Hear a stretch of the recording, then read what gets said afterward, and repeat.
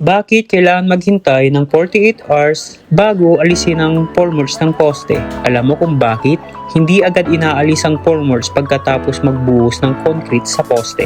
Kapag bagong buhos ang concrete, hindi pa ito sapat ang tibay para suportahan ng sarili nitong bigat at anumang vibration o impact. Sa loob ng unang 48 hours, patuloy na tumitigas o nagseset ang concrete dahil sa proseso ng hydration.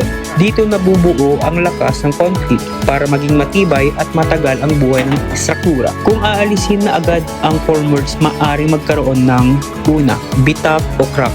Pangalawa, honeycomb o voids. Pangatlo, deform o tabinging poste. Pangapat, mahinang structural strength.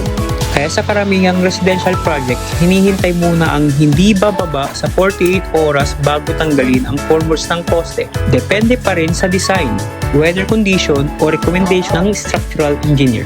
Tandaan, ang pagmamadali sa construction ay maaaring magdulot ng mas malaking gastos sa pag-aayos.